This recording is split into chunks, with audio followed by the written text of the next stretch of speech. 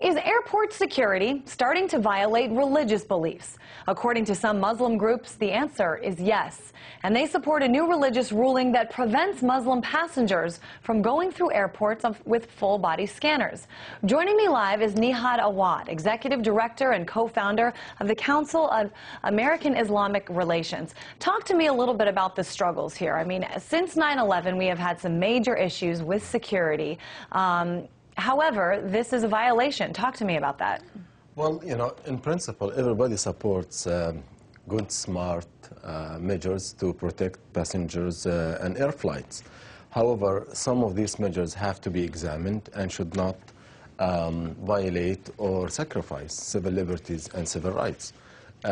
In other words, this ruling that you just mentioned represents mainstream Islamic thinking, which is the prohibition of the use or viewing of naked body images. So if these are displayed in public on machines in airports, it violates human decency, and I'm surprised that not many religious groups are in opposition to it.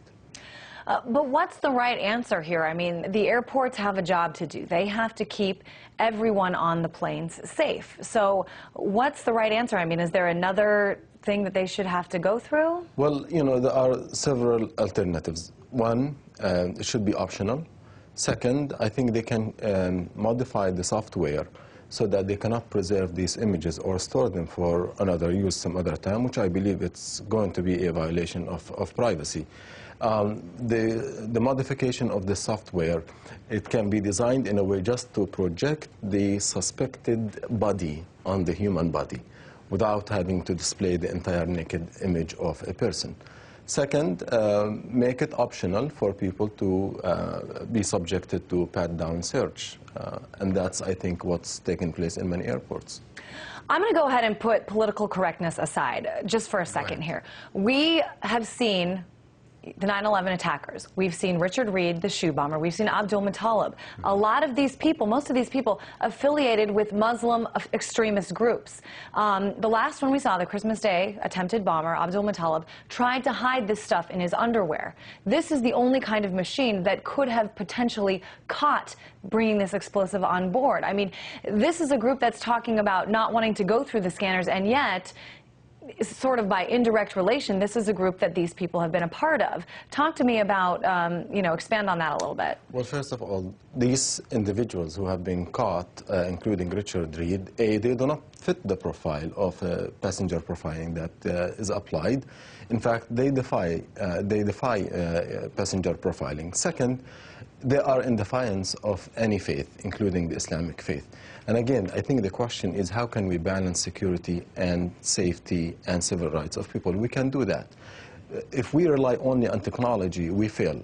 The governments have been always few steps behind terrorists, and the element of surprise is always used in these attacks.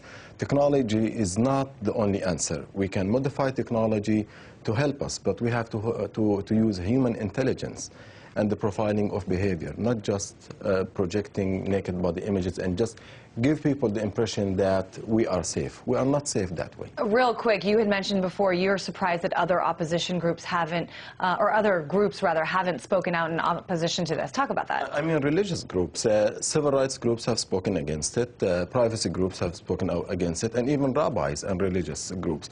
But in the United States, I was surprised that only Muslim organizations have spoken against it in terms of religious groups. And I believe if they think about it, they will have the same objections that we do.